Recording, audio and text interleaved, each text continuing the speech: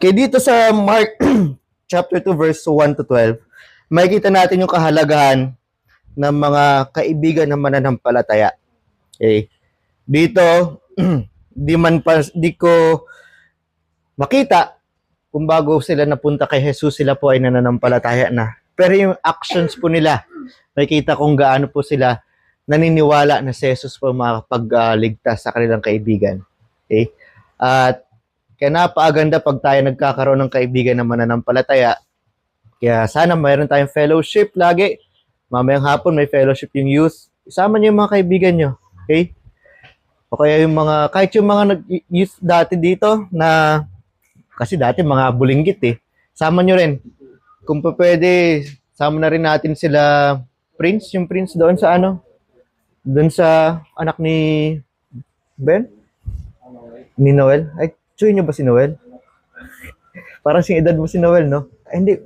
Mas bata lang ata sa akin si Noel ng 3 taon eh.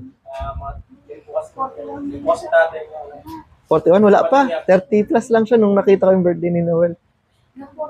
Kaka-40 lang siya. Kaka-40 lang ata niya. Okay. So,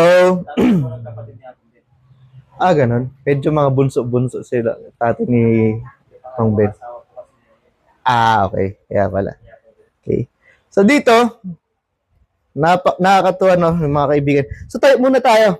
Basahin natin to Mark chapter 2 verse 1 to 12. Basahin ko, sabayan nyo na lang. Ang sabi dito, and again, he entered into Capernaum after some days, and it was noised that he was in the house. And straightway many were gathered together, insomuch that there was no room to receive them, no, not so much as about the door. And he preached the word unto them. And they come unto him, bringing one sick of the palsy, which was born of 4.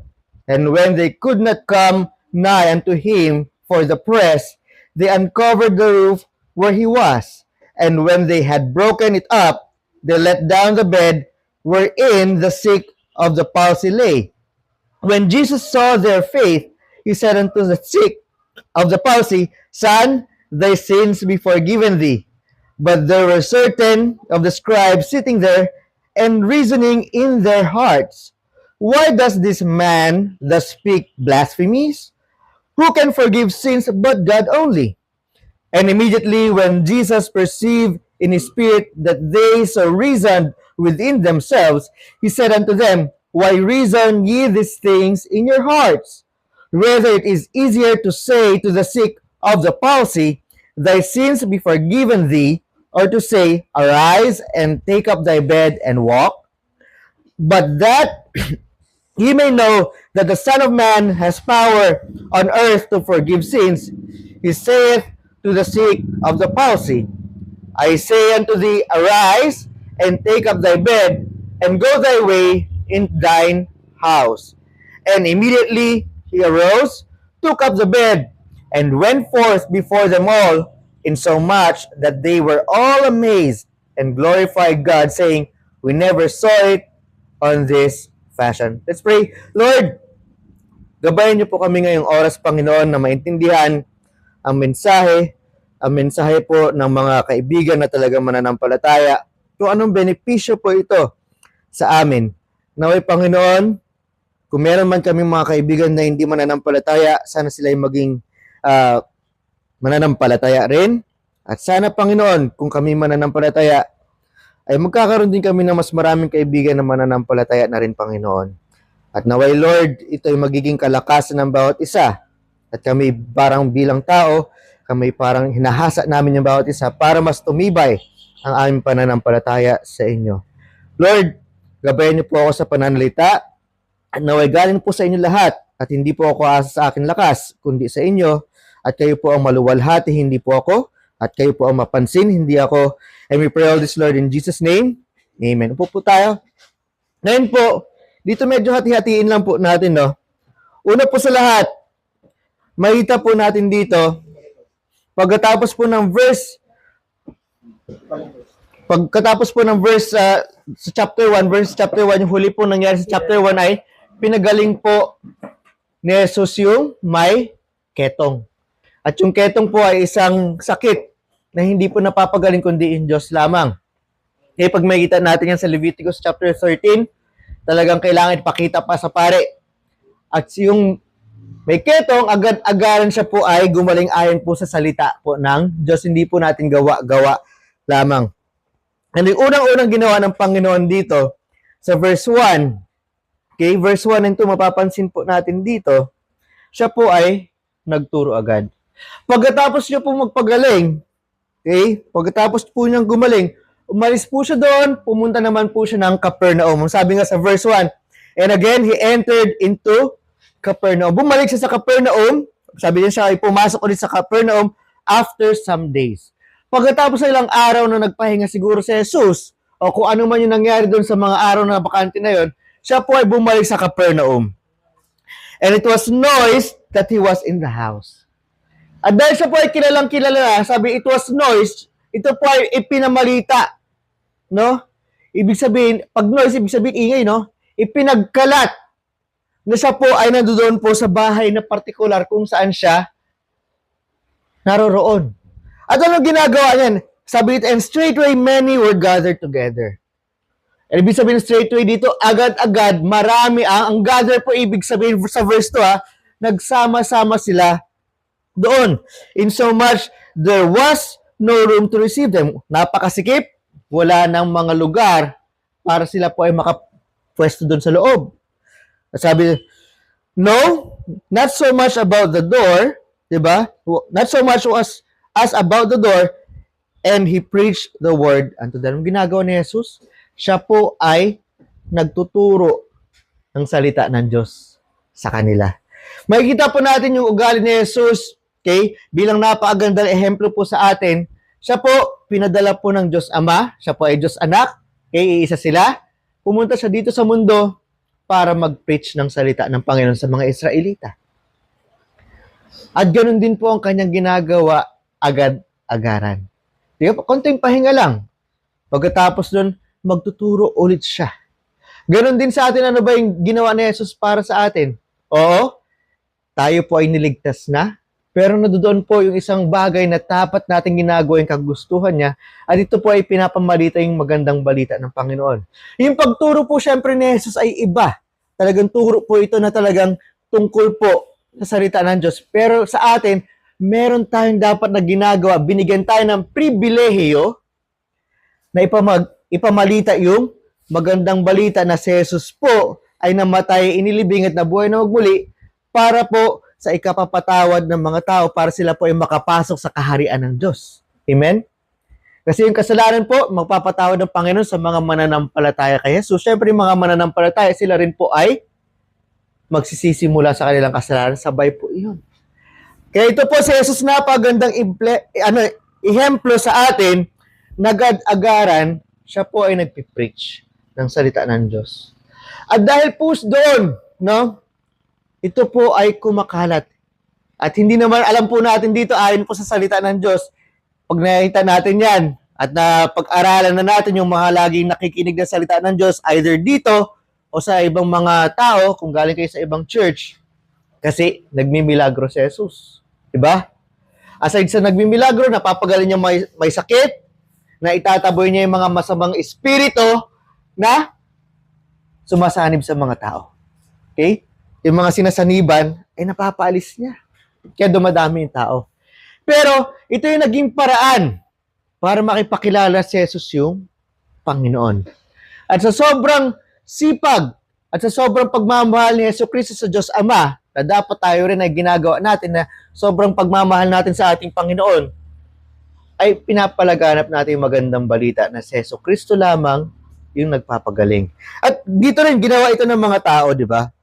Dahil pagkatapos sa ibang araw, sabi niya, it was noise, sabi sa verse 1, ng chapter 2, it was noise that he was in the house. Dapat tayo rin ganun. Si Jesus, di ba, ay malapit na. Katulad sa Mark chapter 1, verse 15, ang sabi ni Jesus, repent for the kingdom of heaven is at hand. At sinabi rin ito ni John the Baptist saan? Sa Matthew chapter 3? Tama po ba? Nung binigyan si Jesus, sabi, repent For the kingdom of heaven is at hand. At sinasabi dito, hindi lang yan yung sasabihin natin, kundi si Jesus po ang kaligtasan mula sa ating kasalanan para tayo po ay makapasok sa langit. Hindi po sa sariling gawa, hindi po kung anong sinasabi dyan na dapat sumali tayo sa kung ano-ano, kundi tayong magsisi at manampalataya kay Jesus. Amen? Kasi pag hindi nyo ito ginagawa, paano malalaman ng mga tao? Nalaman ng mga tao na si Jesus ay nadoon sa lugar doon, sa Capernaum, sa partikular na bahay. At ano nangyari? Diba? At agad-agad, ano nangyari sa verse 2? Agad-agad, marami ang nagpuntahan doon. Nag-gather, ibig sabihin ng gather, sila po ay nagpunta doon sa isang lugar. Espesipiko na isang lugar kung saan si Jesus at siya ay puntahan.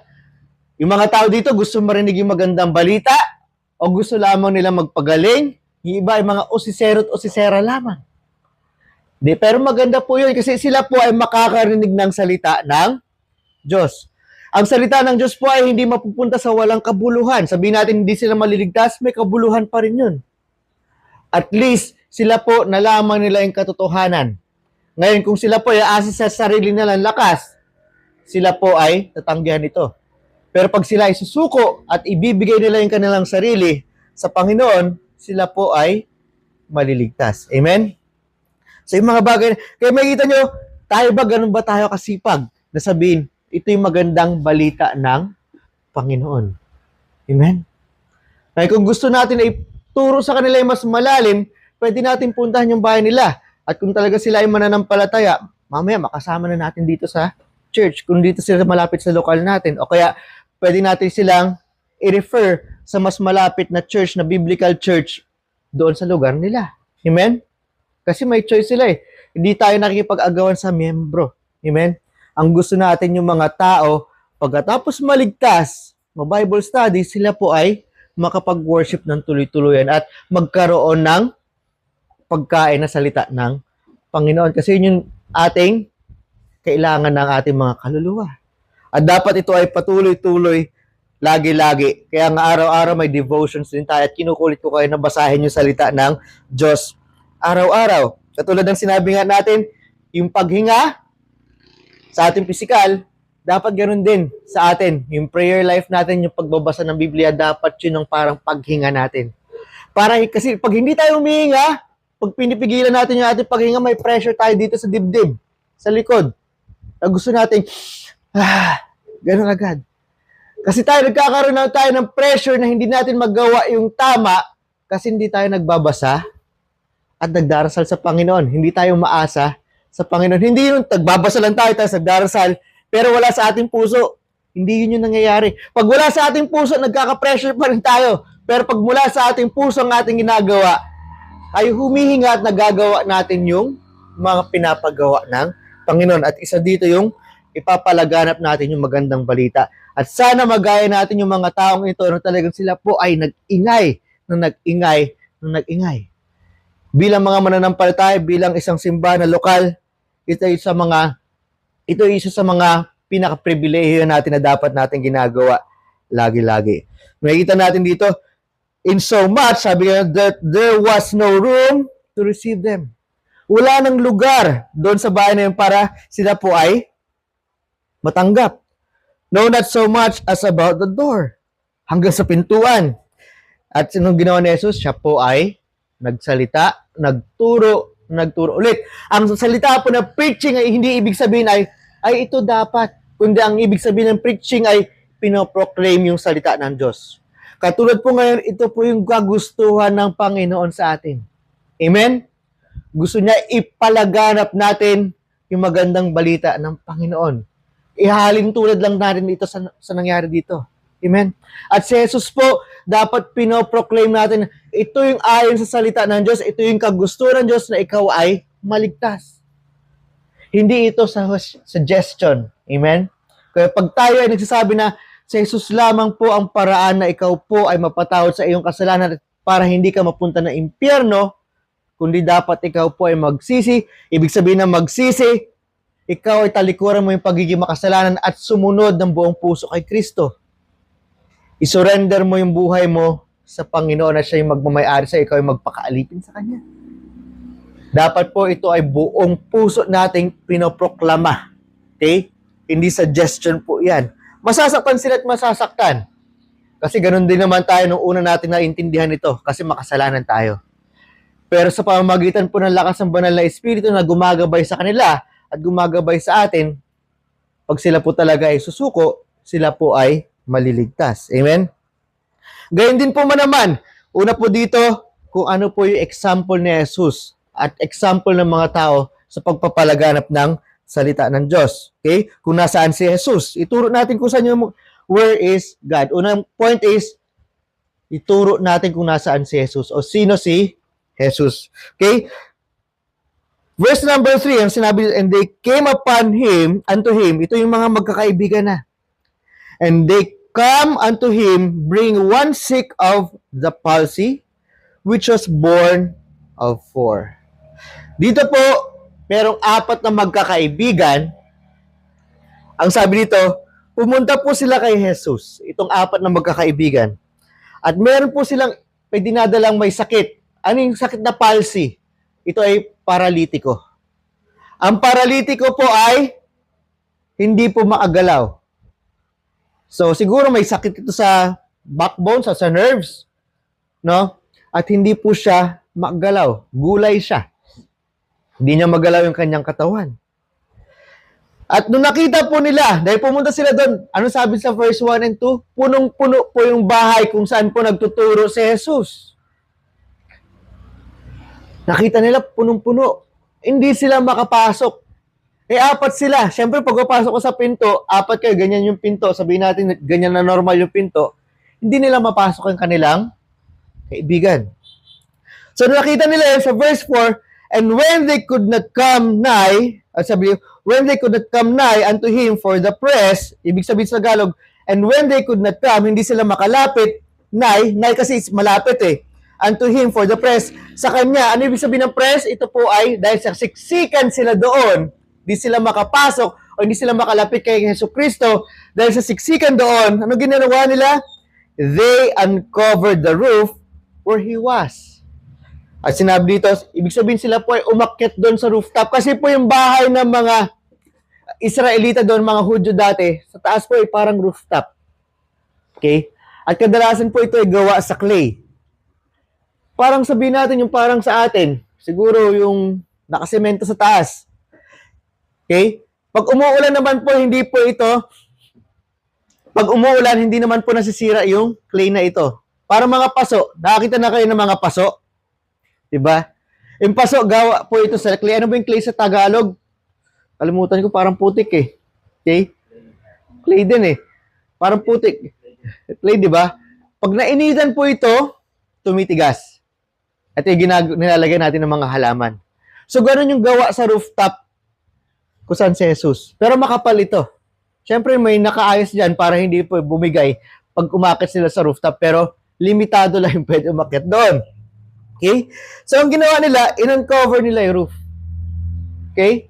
So, para makapunta sila doon, ang ginawa, in-uncover, ibig sabihin, binuksan nila yon. At hindi lang buksan. And when they had broken it up, ibig sabihin, sinira nila yung bubong. Diba? They let down the bed wherein the sick of the palsy lay. So, ginawa nila, hindi nila maibaba, hindi nila mailapit yung may sakit. Kasi narinig malamang ng mga kaibigan na si Jesus po ay nagpapagaling din ng mga may sakit. Dahil nanggaling na siya sa Capernaum dati at lumibot-libot pa sa mga katabing bayan ng Capernaum. At ginusto nila, itong kaibigan nila na paralitiko ay gumaling. At dahil di nga sila makalapit, sinira nila yung bubong. Siyempre, pag ikaw yung may-ari ng bubong, parang nakakainis. Okay? Pero ang sinabi ni Jesus dito, when Jesus saw their faith, yung nakita ni Jesus yung kanilang pananampalataya, He said unto the sick of the palsy, son, thy sins be forgiven thee. Bago po natin bigkasin o pag-aralan yung sinabi ni Jesus. Nakita ni Jesus na may pananampalataya itong 4 na magkakaibigan. Okay? Ang sinasabi ni Jesus, yung 4 na magkakaibigan yung may pananampalataya.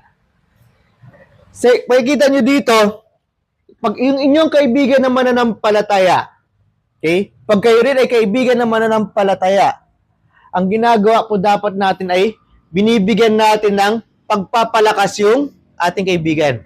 Dito sa partikular na isang bagay bilang isang kaibigan, dapat inilalapit natin yung ating kaibigan sa Panginoon. Mananampalataya man yung kaibigan natin o hindi. Okay? So, dapat inilalapit natin yung ating kaibigan sa Panginoon. Sigurado bago kayo maligtas, marami kayong kaibigan na hindi mananampalataya. At malamang siguro allergic din sila sa salita ng Panginoon. Pero tayo bilang isang ligtas, dapat tuwang-tuwa tayo na ipaalam sa kanila na tayo ay ligtas dahil sa pamamagitan lamang ng Panginoon. At ilalapit natin sila sa Panginoon. Mapapansin natin dito, meron silang mga challenges. O meron silang mga kailangan na pagdaanan bago nila ilapit yung kanilang kaibigan sa Panginoon. Pero naghanap sila ng paraan para ilapit kanilang kaibigan. Okay, medyo ihambing lang natin ito ha. Hindi to lang, ihambing lang natin ito. Mga kaibigan natin, malamang iiba sa kanila, ayaw na ayaw ng salita ng Panginoon. Pero bago man natin maibigay yung salita ng Panginoon sa kanila, meron na tayong dahilan kaagad. Di ba? Ay, ayoko sabihin sa kanila yan. Bakit? Kasi aayawan nila yan eh. Hindi pa natin nasusubukan, meron na tayong hatol. Hindi man lang natin gawa-gawa pa, may hatol na tayo kung anong gagawin nila. Huwag tayong ganun. Amen? Kasi, kayo ba bago kayo nakarinig ng salita ng Diyos, ready kayo makinig sa salita ng Diyos? Yung iba sa atin ayaw ng salita ng Diyos. Katulad ako. Ayaw kong pakinggan yung salita ng Diyos. Ilang beses ko tinaboyan. Ang gusto ko lang marinig ay sa dati ko relihiyon, which is Katoliko. Diba? Pero pag galing sa Biblia, galing sa ibang tao, parang allergic ako dati. Masakit pa ako magsalita. Pero may naglalakasan loob lagi na maglapit ng salita ng Panginoon sa akin. At salamat sa kanila, ako po ay naligtas. Ginamit sila ng Panginoon para ako ay maligtas. Tayo rin mismo, ano yung mga challenges ninyo? Di ba? Pwedeng siguro sila ay mga asal sa inyo. Sabi, o kaya, pagsasalitaan kayo ng masakit, tatawanan kayo, aasarin kayo ng aasarin. Pero challenges lang yan eh. Huwag tayo sanang mangpanghinaan ng loob para ibigay yung magandang balita ng Panginoon. Ilapit si Jesus sa Kanya. Di ba meron tayong mga tracts? Hindi lang yung basta-basta bibigay natin yung tracts. Sana pag binigay natin yung tracts, pwede ba kitang bigyan ng magandang konting bagay lang para at least alam mo yung paniniwala namin. Ayon sa Biblia, ay nakasulat dyan, paano ikaw ay sigurado makapasok sa kaharian ng Diyos. Sabihin nyo kagad, hindi ako nangihingi ng pera. Kasi iba, sabi nyo, nangihingi ka lang ng pera eh. Sabi, ito po ayon lang sa Biblia, hindi po akin sa aking haka-haka. Kaya nga may tracts tayo eh. Hindi lang yung bibigay nyo. Pag ayaw, bigyan nyo pa rin yung tracts. Pabayaan nyo sila o gagawin nilang, isusunugin nila yun, o kung ano-ano man. Ang importante, may bigay natin sa kanila. Yung tracts na yun. At sinubukan natin explain ayon sa salita ng Diyos. Ulit, hindi ayon sa ating sariling pag-explain na ayon sa salita ng Diyos yung ibig sabihin ng mga nakalagay doon. Amen? Kasi, ang importante doon, syempre, para maibigay mo, dapat ligtas ka rin. Kaya yung apat na ito, alam nila, si Jesus lamang yung makapagpagaling dito sa lalaki. At ayon dito, sa konteksto, sila po ay nananampalataya kay Jesucristo. At sa konteksto din po dito, yung paralitiko po ay hindi nananampalataya. Amen? Pero sila po, despite po sa pressure na hindi sila makalapit kay Kristo, dahil hindi lang yan sa taong pagbibigyan nyo ng ng magandang balita eh. Yung mga taong nasa paligid din. Kasi pag may kakausap ka, based sa experience ko, pag may kakausapin ka, may mga tao sa paligid. May mga tao nakatingin sa'yo. Di ba? Ano naman sasabihin ng taong ito? Sabihin natin isa sa mga bagay nito, dati ikaw ay makasalanan, ikaw yung pinakamakulit dito. Okay, ikaw ay tahimik. Ikaw ay mahiyain. Di ba? Siyempre, matatakot ka sa mga ito, parang bibigay ng kayong katawan, Nakakahiya. Tapos susulsulan pa yan ng demonyo, nakakahiya ang iyong gagawin. Di ba? Pero dapat hindi ka nahihiya. Kasi magandang balita ito eh. Amen? Ginagawa ng inyong katawan na tayo ay mahirapan at mahiya at susulsulan pa ng demonyo, itutuloy-tuloy mo ba? Dapat hindi. Kasi dito, yung crowd sa paligid, ang dapat natin pinapansin ay yung ating intention para sa Panginoon. Amen? Kasi pribilehiyo ito mula sa Panginoon at pagmamahal natin sa Panginoon at pagmamahal natin sa taong hindi pa nakakilala sa Panginoon. Kaya kapag ikaw ay kaibigan talaga ng taong yan, sa pagmamahal sa Panginoon, sa pagmamahal mo sa kaibigan mo, hindi pagmamahal na relasyon na, kundi kaibigan na parang kapatid mo siya, na gusto mo siyang maligtas din. Amen? Kasi bilang isang magandang kaibigan, dapat meron tayong mga gandang kaibigan na ganyan eh. Ilalapit ka sa Panginoon. Ngayon, paano pagligtas na yung kaibigan mo at may ginagawang masama? Ganon din, di ba?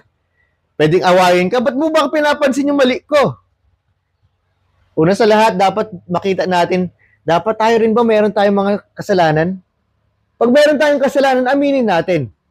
Okay? Sabihin natin, alam mo kaibigan, meron din akong kasalanan na ganyan. At sa pamamagitan lamang ng Panginoon at sa pamamagitan ng salita ng Panginoon, nalaman kong mali. Sabay natin na dapat ayusin natin itong kasalanan natin na ito. At ito yung nakasulat sa salita ng Diyos. Bakit? Kasi gusto nating mapabuti rin yung ating kaibigan, hindi lamang yung ating sarili. Pwede na yung kaibigan natin mapipikon sa atin, pero yung intention natin ay para sa kanila sila ay mapabuti. Huwag tayong magkaroon po ng pressure mula sa iba. Sana yung pressure na talagang pumapasok sa atin is, dapat kong gawin ito kasi mahal ko yung Panginoon at ito yung kagustuhan ng Panginoon at binigyan ako ng pribilehiyo na gawin yung gawain ng Panginoon. May kita natin dito, gawain to ni Jesus eh. Amen? So dito, ilalapit natin sila sa Panginoon despite sa mga pressure. Okay? Despite the pressure, ilapit natin yung kaibigan natin sa Panginoon. Kaya napakaganda na meron tayong kaibigan din na mananampalataya. Mamaya tayo po yung nangangailangan. Sinabi nga sa Proverbs, iron sharpens iron. Okay? Kapag tayo ay bakal, dahil bakal tayo na ginawa ni Jesus, at yung kaibigan natin ay bakal din, hinahasa natin yung ating mga pananampalataya para sa Panginoon. At alam naman natin na pag-aralan natin ng Friday, itong pananampalataya na ito ay pananampalataya ni Jesus. Amen? So, dito po ang ginawa nila. At nung nakita nga ni Jesus yung kanilang pananampalataya, yung punto ko po ay may pananampalataya itong apat. Sana ganun din tayong mga kaibigan at sana may mga kaibigan din tayong mananampalataya. Kaya napaka-importante po na meron tayong fellowship. Aside from worship, meron tayong fellowship of believers. Sabi dito, He said to the sick of the palsy, ngayon dito pag-aralan natin, bakit Jesus said that you are forgiven. Diba? Son, sabi ni Jesus, thy sins be forgiven thee. O sa Tagalog, anak, ang iyong mga kasalanan ay pinatawad. Okay? Ngayon, skip muna natin itong mga bagay na ito na sinabi ng mga eskriba. Okay? Sabi dito, why reason, sabi dito in your hearts, mamaya to, whatever is it easier to say to the sick of the palsy, thy sins be forgiven thee, or to say, arise and take up thy bed and walk. Ngayon mamaya pag-aralan natin yan, pero may ito natin, but that you may know that the Son of Man has power unto earth to forgive sins, I say unto thee, arise and take up thy bed and go thy way into thine house. Ngayon, sinabi ni Jesus dito, dahil alam niya, ito na rin tong mga, dahil sa mga kaibigan niya, nitong paralitiko, na nilapit siya kay Jesus. At sinabi ng mga kaibigan nito, yung apat niya kaibigan na, ito, si Jesus makapagpagaling sa'yo. Nakita niya yung effort ng kaibigan niya na ilapit siya kay Jesus. At nakita ni Jesus yung pananampalataya ng kanyang kaibigan, itong taong ito, sa pamamagitan ng banal na Espiritu, ay gusto na ring gumaling. At ba't sinabi ni Jesus, dapat ikaw ay napatawad na? Ikaw ay napatawad na. Kasi kadalasan, okay, ang problema natin, kung bakit tayo nagkakaroon ng paghihirap sa buhay, either yan ay damdamin o physical na paghihirap, ay dahil sa ating kasalanan. Kaya minsan hindi natin nakita nyo kay Job, kahit walang kasalanan si Job, mga kaibigan niya agad-agad, iniisip may kasalanan si Job.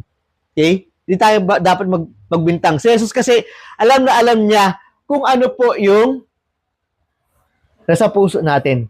Alam niya po lahat ng mga bagay at na-describe na po natin yan, napag-aralan na po natin ng maraming beses yan, na si Jesus po ay omniscient, ibig sabihin, alam niya lahat ng bagay pati iniisip natin. Amen? Walang makakatakas sa Panginoon, kaya dapat pati yung pag-iisip natin, dapat purong-puro para kay Jesus. Ngayon sinabi niya, anak, ang iyong kasalanan ay napatawad na. Dahil sa kasalanan ng paralitiko na ito, yun po ang naging dahilan kung bakit siya po ay naging paralitiko. Amen? So, minsan meron tayong mga kasakit. Sakit sa damdamin, sakit pisikal, okay? Mga problema, ito ay kadalasan, siguro 98% ay dahil sa ating kasalanan. Katulad nga, sinabi ni Pastor Ted, madalang lang. Sigurado sa atin ang katulad ni Job, na walang kasalanan at natetest yung ating pananampalataya dahil sa sobrang pananampalataya kay Jesus. Amen? Pero hindi ko sinasabi na pagbintangan nyo kagad yung mga kasama ninyo na may kasalanan sila. Amen? Kasi mamaya lalapitan nyo, imbis na alamin, nagbintang na tayo kagad, ayaw ng Panginoon ng bintang. Katulad na pag-aralan natin nung Friday, dapat meron 2 o 3 na nakakaalam ng kasalanan ng tao. And bilang tayo isang tao, ano ba yung kasalanan ko? Ba't ako nahihirapan? Amen? Kung hindi inamin itong paralitiko na siya ay makasalanan, hindi siya mapapagaling ng Panginoon. Kung hindi dahil sa mga kaibigan niya at inilapit siya na inilapit sa Panginoon, hindi niya malalaman na siya ay makasalanan. Anong ginawa ng kaibigan niya? Pinagbintangan ba siya? Hindi, inilapit siya na inilapit kay Kristo. Siguro sa paglalapit nila kay Kristo din sa kaibigan niya, pinibigyan siya ng magandang balita, binibigay yung magandang balita tungkol kay Hesus Kristo, nakumbinsi siya na kailangan niya si Hesus Kristo. Amen? Minsan, kailangan natin ng pangungulit. Sa kaibigan, hindi tayo gumawa nito kundi lagi kailangan natin minsan ng follow-up sa mga tao para gumana yung banal na espiritu sa kanila. Amen? Ilang beses yung iba't ibang tao yung nag-follow up sa akin ng ebanghelyo. Salamat sa Diyos, hindi ako nagkaroon ng sala laban sa banal na espiritu. At ako po ay naligtas sa pangalan lamang, sa lakas lamang ng Panginoon yan, hindi sa aking sarili. Di ba? At nalaman ko na makasalanan ako. Sa ating buhay, yung mga mananampalataya dito, malamang naintindihan nyo rin ito dahil sa isang punto nalaman nyo na makasalanan na kayo. At kailangan nyo si Hesus Kristo sa inyong buhay. At kailangan nyo sumuko kay Kristo na kailangan na matanggap nyo sa inyong sarili na si Kristo ay Panginoon noon pa. At kailangan nyo magpakaalipin sa Kanya. At kailangan nyo na humingi ng tawad sa Panginoon at talikuran yung pagiging makasalanan.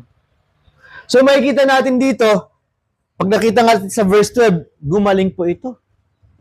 Okay? Gumaling po itong paralitiko. So tayo kapag ikaw hindi pa isang Kristiyano, ibig sabihin ng Kristiyano ay sunod-sunuran kay Kristo, kailangan na ikaw ay maintindihan mo na ikaw ay makasalanan at kailangan mo na humingi ng tawad sa Panginoon at talikuran yung pagiging makasalanan. Amen? Kasi pag hindi mo tatalikuran yung pagiging makasalanan mo at ayaw mo maging sunod-sunuran kay Kristo, maging alipin kay Kristo ng buong puso, ikaw ay pupunta ng impyerno. Kailangan mula sa puso mo ito, kaibigan. Amen? At ito po ay magandang balita dahil si Hesus Kristo na po ang namatay para sa mga kasalanan. Hindi mo kailangan magpakabait muna dahil si Kristo yung magbibigay sa iyo ng lakas sa pamamagitan ng katauhan niya ng banal na espiritu na ikaw ay baguhin. Amen? Kailangan mo ito, kaibigan. Huwag kang maging paralitiko o maging, alam mo yung paralitiko na ito? Parang ito sa espiritual, paralitiko ka gawin yung tama para sa Panginoon. Bakit? Sinabi rin sa salita ng Diyos, tayo ay alipin ng kasalanan nung hindi pa tayo ligtas. Kapag hindi ka pa ligtas, alipin ka ng kasalanan. Pero mas maganda maging alipin ni Jesus dahil ikaw ay malaya sa kasalanan at magagawa mo yung tama para kay Jesus. At hindi ka napupunta ng impyerno. Magpasawalang hanggan yung impyerno. Tandaan niyo po yan. Gusto mo magpunta ng impyerno, mga hindi paligtas, o pumunta sa langit? Inaanyayahan ka na ni Jesus, namatay siya, inilibing at nabuhay para sa iyong makasalanan. Kailangan na lang is magsisika at manampalataya ka na si Jesus ay Panginoon. Amen? Hingin mo na sa Panginoon yan. At ito na rin sigurado yung nasa puso ng paralitiko. Okay? Ngayon, pero dito, nung sinabi ni Jesus dito sa verse 5, Son, thy sins be forgiven thee, merong mga ayaw maniwala. Tandaan nyo, pag ikaw ay nagtuturo sa mga tao, si Jesus po ay hindi nakawala sa kritisismo ng mga tao dito sa mundo. Kaya kung si Jesus po ay nagkaroon po ng kritisismo, siya na po yung Diyos. Siya na po yung pinakamagaling na guro. Pero may kritisismo pa rin sa Kanya. Huwag tayo magulat pag tayo nagkritisismo. Kaya huwag tayo mahiya. Amen? Kasi si Jesus ay nasa atin. Ang Diyos ay nasa atin. Sabi dito, verse 6, But there were certain of the scribes sitting there and reasoning in their hearts, Why does this man speak blasphemies? Who can forgive sins but God only? Okay, bago po natin i-explain yan, alam niyo ba ibig sabihin ng scribes? Yung scribes po, yung nagsusulat po ng salita ng Diyos, specifically yung Torah, ay yung unang 5 libro. Ano yung unang 5 libro? Nabubulo. 5 libro ng Biblia? Genesis, Exodus, Leviticus, Numbers, Deuteronomy. Ito yung 5 libro na isinulat uli ni Moises. So yung mga eskriba po, kadalasan po sila po ay galing sa mga pamilya na medyo may kaya, kadalasan mula sa mga Levitiko. Hindi po relihiyon ng eskriba. Sila po ay special na itinawag po para magsulat ng salita ng Diyos. At matagal po yung pag-aaral nila ng salita ng Diyos bago po sila pinayagan na isulat muli yung salita ng Diyos. Ayon po sa nakasulat na. Wala silang pwedeng baguhin doon. Amen? So, yung iba, syempre, nasasalin na rin dahil iba yung salita ng mga Hudyo ng mga panahon po ni David at ng panahon ni Jesus. Kasi mga Hudyo nun ay kadalasan ng kanilang salita ay Aramaic. Okay?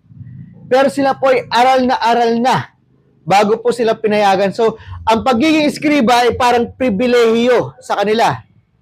At ito po ay parang sila ay opisyal po ng gobyerno. Sila rin po ay parang mga abogado. Dahil alam po nila yung batas ng Diyos. Kaya matataas po yung kanilang estado sa lipunan. Minsan sila po ay judge ng mga tao. Kadalasan sa mga eskriba, sila rin po ay mga pari. Okay? O sila rin po ay pariseyo o saduseyo. Kasi aral na aral sila sa salita ng Diyos. Minsan bago kayo maging eskriba, 40 years old na sila bago maging eskriba. Ganun po ka-stricto ito. So, ibig sabihin, may katayuan itong mga ito. Alam ng mga eskriba yung salita ng Diyos mula doon sa tinuro ni Moises. Kaya nga sinabi nila dito, at nalaman po ni Jesus, mapapansin nyo dito sa verse 6, ang mga eskriba po na ito, hindi po nila sinabi ng malakasan. Dahil si Jesus po ay Diyos at binigyan po siya ng kapangyarihan ng banal na Espiritu. Okay? Si Jesus, dahil ginagamit niya yung banal na Espiritu sa kanyang lakas, sila po ay nagrarason mula sa kanilang puso. Okay? Kasi sa verse 8, sinabi dito, and immediately when Jesus perceived in His Spirit, ito yung banal na Spirit, that they reasoned within themselves, He said unto them. So sinabi mismo sa salita ng Diyos, ginagamit ni Jesus yung lakas ng banal na Espiritu. Okay? Yung kapangyarihan ni Jesus ay galing sa banal na Espiritu. Ngayon, wala tayong ganyang kapangyarihan na magagamit natin yung lakas ng Diyos sa malaman yung puso ng tao. Amen? Siya lang. Siyempre, siya yung Diyos eh. Amen? Dahil isa siya ng banal na Espiritu. Pero bibigyan tayo ng banal na Espiritu na gawin yung mga bagay na ito. Pero dito, ang pinupunto po natin, itong mga eskriba na ito na talagang aral na aral, sila po ay hindi matanggap. Ang nakakalungkot po dito, sana hindi katulad natin. Amen? Na pag dumating na yung oras, aral na aral tayo sa salita ng Diyos. Pero tayo mismo hindi natin alam kung ano yung kasalanan natin. Dapat tayo unang nag-aaral ng salita ng Diyos, alam natin kung ano yung kasalanan natin, alam natin kung ano yung dapat nating ihingi ng tao, talagang isisi sa Panginoon. Amen? Dapat ganun tayo. Dahil ginagabayan tayo ng banal na Espiritu. Huwag tayong maging matigas yung ulo. Amen? Mga kapatid ko sa Panginoon. Dahil tayo lagi linggo-linggo, kadalasan twice a week, nakapag-aral tayo ng salita ng Diyos. At kung talagang binabasa niyo yung devotion, 7 times a week, minsan 14 times a week, binabasa niyo yung devotion. Amen? So, dapat alam na alam natin. Ang salita ng Diyos, pag alam natin, dapat ito ay nagpapalakas sa atin na nagagawa natin yung tama sa Panginoon. Hindi para tayo yumabang, kundi mas tayo nagpapakababa dahil nakikita natin tayo po ay parang walang kakwenta-kwenta sa harap ng Panginoon. Pero salamat sa Diyos, binibiyayaan tayo ng kapatawaran ng Panginoon at nagagawa natin yung mga bagay na gusto nagpagawa ng Panginoon para sa atin. Ngayon sinabi dito ng mga to, mula sa kanilang puso, di ba? Sinabi nila, dahil sila po ay matitigas yung kanilang puso at mayabang sila, wag sana natin sila gawin. Why does this man thus speak blasphemies? Ang ibig sabihin ng blasphemy ay pagbabastos sa Diyos. Okay? Dahil binabastos niya, sabi, itong taong to binabastos niya yung Diyos. Paanong paraan? Who can forgive sins but God only? Ang Diyos lamang ang nakakapagpatawad ng kasalanan. Hindi nila matanggap sa dinami-dami ng ginawa ni Jesucristo na himala. Sa pagturo ni Jesus na may talagang lakas at kapangyarihan, hindi yung pagsisigaw-sigaw lamang. Pwedeng si Jesus ay talagang tuturo lamang na, siyempre maririnig ng lahat. Pero hindi persa na talagang galit na galit. Pero may otoridad. Alam natin yan na si Jesus ay nagsalita na may otoridad. Dahil pinoproclaim niya, sinasabi niya, ito dapat yung mangyari. Pero sinasabi niya, I say unto you. Diba? Kasi siya yung Diyos. Sabi niya, yung Diyos lamang dapat nakapagpatawad sa kasalanan. Hindi nila matanggap na si Jesus yung Diyos. Amen? Ganun tayo eh. Siguro alam natin si Jesus ay Diyos, pero sa ating puso, hindi siya ang ating Diyos. Ang ating Diyos ay minsan sa ating sarili o ibang tao. O yung pera. Diba? Examine natin yung ating sarili. Baka nagiging iskriba din tayo. Nagiging ipokrito tayo dahil nagiging mayabang tayo. Imbis na tayo naging mas mababa yung loob dahil naririnig natin ito pag-aaralan natin yung salita ng Diyos, mas mayabang tayo. Huwag sanang ganyan. Amen? Dapat mas napapalapit tayo sa Panginoon at mas gawin natin yung tama para sa Panginoon. At dahil dito, di ba? Nung nalaman ni Jesus itong mga bagay, sabi niya, why reason ye in these things in your hearts? Basang-basa ni Jesus sa kanilang puso dahil siya ay Diyos. Bakit? Sa inyong puso ito ang mga rason ninyo. Bakit? Na dapat kayo yung mga abogado ng salita ng Diyos. Kayo mismo ang lumalaban sa salita ng Diyos. Dapat alam na alam ninyo, yung sinasabi niya sa mga eskriba, na ako ang anak ng Diyos, ako ang Diyos. Dahil sinabi nga dito sa Mark chapter 1, di ba? Ipinoklama na ng Diyos Ama na siya ang anak niya, na pinakamamahal niya, kinakatuwa niya. Pero hindi matanggap nito. At sinabi nga mismo ni Jesus Christ, John 10:30, di ba? I and the Father are one. Baka nagkamali ako ha.